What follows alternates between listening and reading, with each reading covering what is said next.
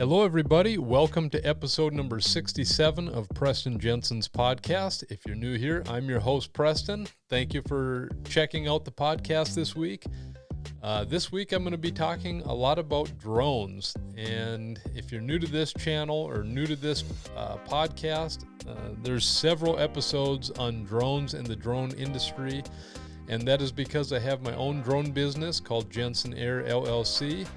If you want to find out more about that or just see the content I create, check out jensenairllc.com, or you can find all that stuff at prestonjensen.com as well.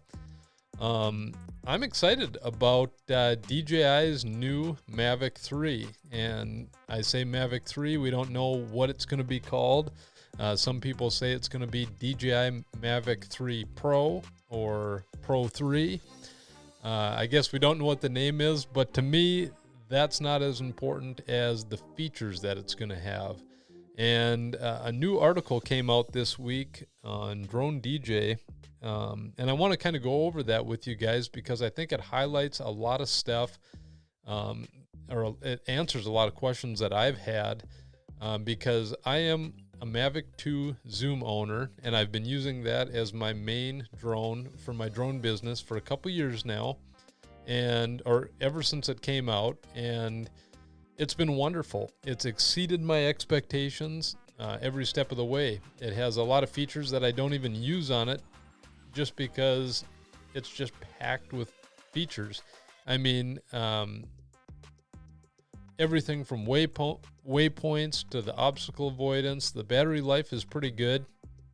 Camera quality's unbelievable. You can get so much out of the cameras on these drones. It's unbelievable. There's a lot of good things happening with the Mavic 2, and that's why I feel like it has taken DJI a long time to come out with the new and improved Mavic, is because where do you go from the Mavic 2? There's just so many features in that. I don't know how it can get too much better without just making a couple improvements on the camera and a few other minor details. So a new article came out this week from Drone DJ, and it's on the dronedj.com website. And I want to kind of go through that. It's got a lot of good features on here. Let's see, I'll share my screen here. It talks about some of the new Mavic 3 first-hand main features, and these are all speculation from my understanding. I don't know if this is something that's set in stone, but usually these guys have a lot of good information, and if you've looked back at their track record, from my experience, it seems like they've had a lot of good information. So it talks about first-hand main features, new collision avoidance system. This is something that after I read all these features that they talk about, I'm going to tell you guys my top 5 features that I'm looking for as a drone business owner in the Mavic 3. The new collision avoidance sensors are one of the things that I would be very excited about.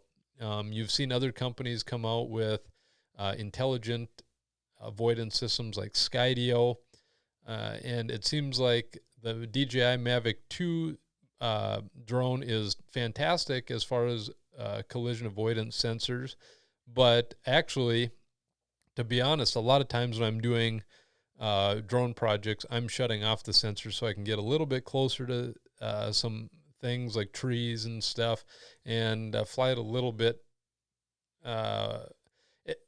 It makes things a little bit easier for me with the sensors off. And I know a lot of people are saying, oh, you should never turn the sensors off. You could run into something. But yes, you can run into something, but you also can't get very close to objects with that. And so a lot of the flights that I do, I have those sensors off. But if the new collision system was improved and it was as good or even better than a Skydio system, I mean, I don't personally have a Skydio drone, but when that first came out, I remember watching the videos of the drone following someone on a bike through a forest and walking on trails and stuff, and it was dodging tree branches, and I thought, This is amazing. Now, I've never tried it, so I don't know if that's exactly how it works.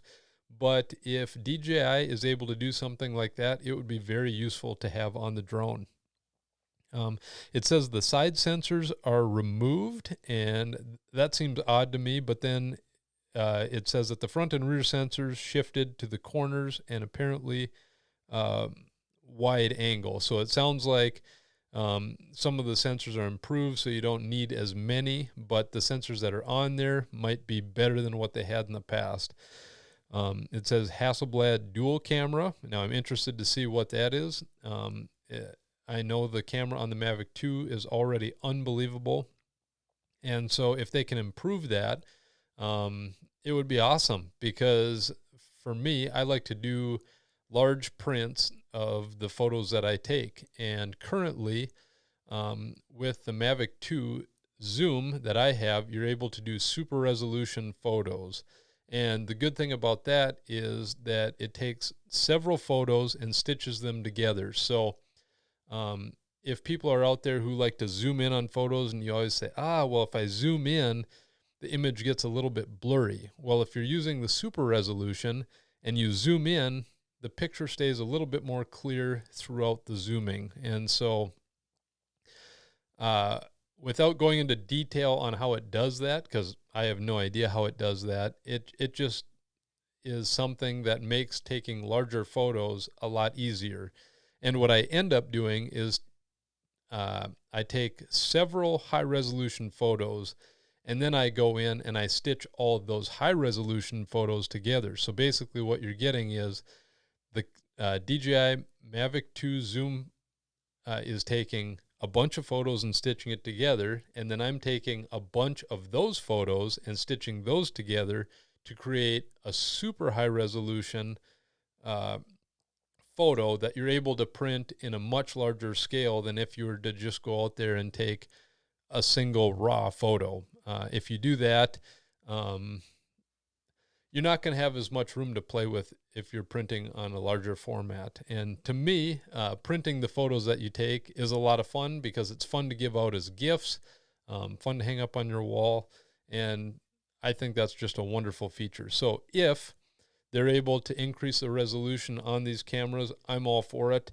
The next thing they talk about is 7x zoom. And with 7x zoom, that would help increase the high-resolution photo process that they have. Now, I'm hoping that they improve that high-resolution photo process that they have in the drone, so then it's taking more photos and stitching more photos together to make an even higher resolution. We'll see when it comes out. Some other things that it talks about is 16 millimeter adapter lens. So it sounds like the drone might have some detachable lenses that you're able to put on. That would be neat. I've always thought it would be cool to be able to have, like my Sony a6400 on a drone. I know you're able to do that with the new Sony drone, but for someone like me, I don't want to pay $10,000 for a drone and then put my $2,000 camera on the drone. If something happens, that would be absolutely horrible. So for me, it seems like being able to have interchangeable lenses on a drone like this would be cool. Now, they only talk about a couple different changeable lens types, but who knows, maybe there's going to be third-party lenses that you're going to be able to adapt to this. And like I said at the beginning, these are all kind of rumors.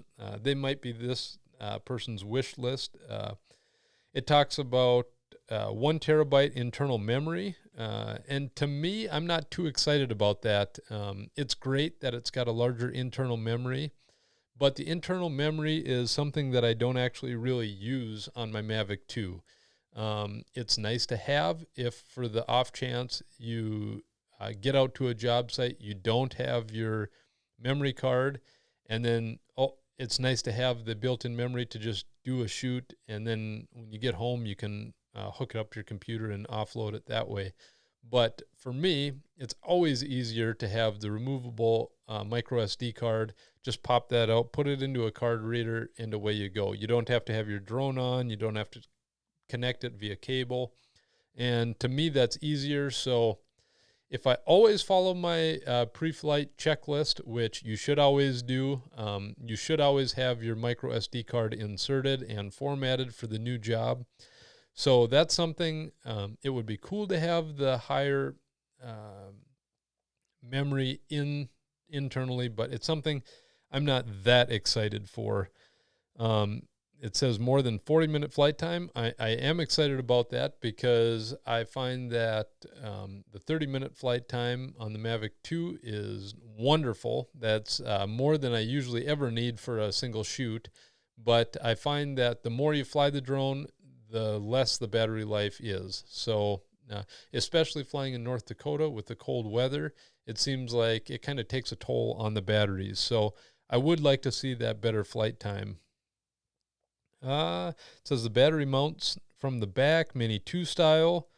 Cool. I guess I don't have a Mini 2, so I don't know if that's an improvement or not. It says the gimbal now has integrated automatic lock. And that's something that would be kind of neat because right now you've kind of got a plastic lens cap that locks the gimbal in place. However, even with the gimbal lock, I would like to see some sort of protective cover that similar to the Mavic 2, because it seems like when you're putting it into the case, it's nice to have that camera and gimbal protected.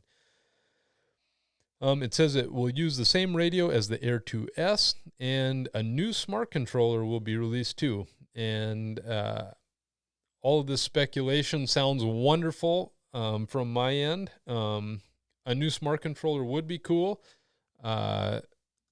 I haven't actually used the smart controller that's currently out because I always use the Mavic 2 controller that comes with the Fly More combo kit. It's the same as if you just buy it with the regular kit. But the thing that's a hassle about that is that you always have to have your cell phone, and you've got to have that set up before you do your job. And that sounds really lazy, and it is, but sometimes when you get to a job site and you plug in your phone and you see that, the phone actually isn't fully charged, so you got to make sure your phone is charged, you got to make sure your controller's charged, and you got to make sure all this stuff is working together. You got to make sure your phone is updated with the current software. I'm sure with the smart controller you will have to have that updated as well, but it would be easier to just have it all in one system, so when you get to a job site, you turn on the smart controller.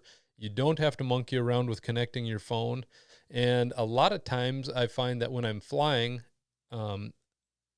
people are texting you, people are calling you, and you constantly have stuff going on the screen where it would be nice to just have a dedicated controller for the drone so you can just eliminate all the distractions and just focus on the flight at hand. All of those seem like wonderful features. I hope all of them come true. I am excited about the new drone, and I probably will purchase it right when it comes out. I've had a lot of great use from my Mavic 2, and I will continue to use that because it's such a wonderful tool. But another thing I want to talk about is my top 5 features that I wish were on this new drone. And number 1 has to do with heated batteries. Now, at this time, I don't know of any drone that has batteries that heat themselves and keep them warm during a flight. The Mavic 2 has a limitation on how cold you should be flying with the batteries that you're using. I know some of the higher-end drones, some of the commercial drones have that feature where the battery actually heats itself, so it doesn't have any issues with cold weather. Now, being in North Dakota, I get a lot of opportunities for jobs in the winter, and a lot of times I have to turn them down just for the fact that it's too cold out with cold wind chills, and the batteries, the cold and the batteries just don't mix well. And so if there was a feature to have a smart battery that heated itself, even if it was a smaller, if it decreased the flight time, which it usually would if it's got to heat the battery, that would be a trade-off that I'd be willing to take just so I would feel, or I would have confidence in flying in the cold weather and knowing that I'm not damaging my batteries and my supporting equipment. I would like to see some new flight modes and some new smart modes. Everyone loves the droney, the point of interest, all those flight modes that all of us know and love in the current DJI flight software. It would be cool if they had some more dynamic flight modes where they had some different gimbal motions while you're flying back, and maybe some different motions that a regular pilot wouldn't be able to get. Like there's some cool revealing shots that I've seen that would take a very, very skilled drone pilot, and it would be cool if DJI implemented something so just regular pilots, maybe beginner pilots, would be able to get some of these wonderful shots.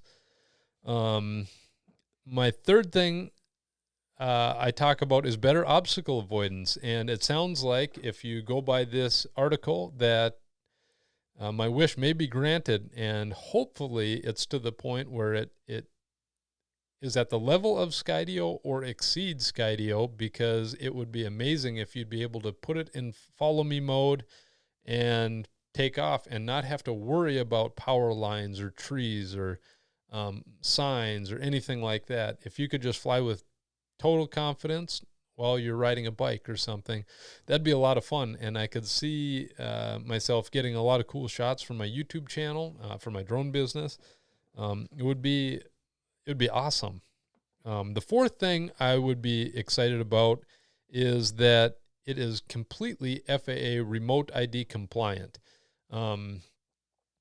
Ever since I started my drone business, the one thing I always stress to myself is I always want to follow the rules. I never want to have any loopholes or never want to bend the system at all, because people can go back and look at your flights, and I've seen it online on YouTube when people are flying way out of sight, and then in the comments people are saying, you guys aren't following the rules. Or if they're flying way up high and people are saying, wait a minute, this person has to be flying over 400 feet.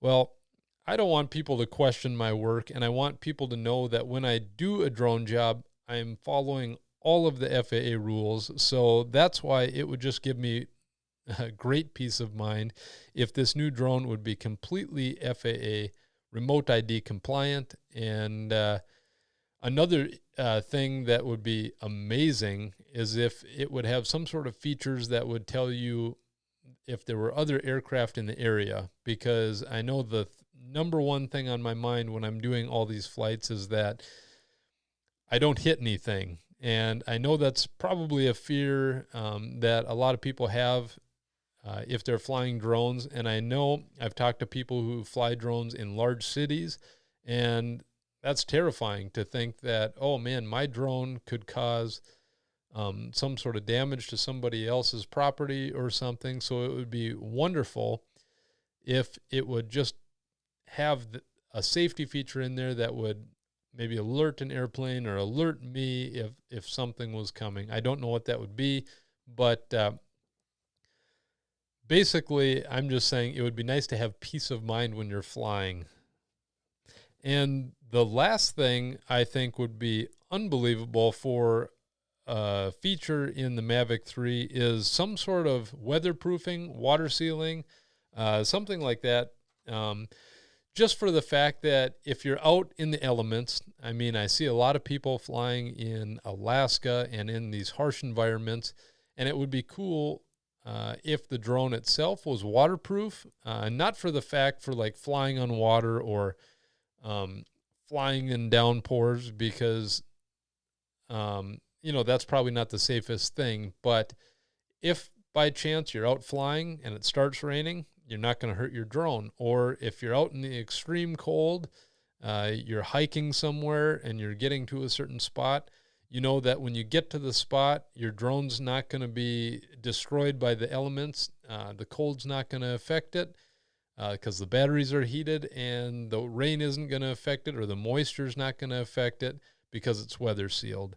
So basically, if they could just improve the reliability of or just make the drone a little bit more durable, a little bit better camera quality. I think, nothing's perfect, but it would be as close to perfect as I would need for a drone business. And, it's amazing to see how far drones have come, because if you look at some of the stuff people are getting on DJI drones, it's just absolutely shocking, because some of the shots that you see are shots that it was tough to get in the past. I mean, people would have to have a helicopter. They'd have to have a huge camera rig.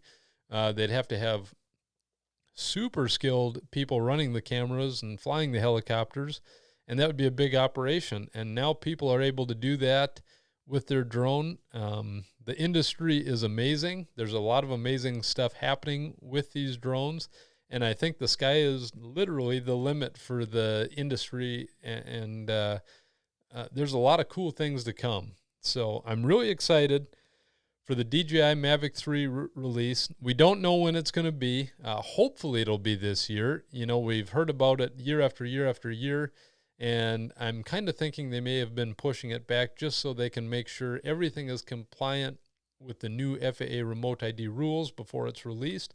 And I agree with that decision. The drones they have out already are amazing. They're more than sufficient at this time, so why not spend a little time making sure everything is safe, everything is perfect for this drone release. Everything is indicating, or a lot of stuff that I've seen is saying that hopefully it's out by the holidays, so we can all cross our fingers. Hopefully it is. When that drone comes out, if you guys want to see me review it, or if there's any things that you want to specifically know about the drone, whenever I get my hands on that, reach out to me and let me know what you want to see. If you want to see sample footage, if you want to see sample photos, I'm sure once I get it, I'll be doing prints on metal and canvas. And if you guys want to see samples of those, let me know. I'm excited to try it out. Hopefully it comes out soon. I want to thank you guys for listening tonight. Tonight was kind of fun because I get back to my drone hobby and tying that into my business, and it kind of gets me excited talking about things I want on my wish list for the drone, because there's a lot of things I'm excited about. I can't wait until the final release day for this drone, and when you can see the final specs and all this secret things that are coming out with it. That's going to be a fun day for all of us. So stay tuned in the future. I've got a lot of fun stuff planned. Thank you. I really appreciate all of your support on YouTube, Instagram, Facebook, my podcast. Thank you for listening, and we'll see you next week.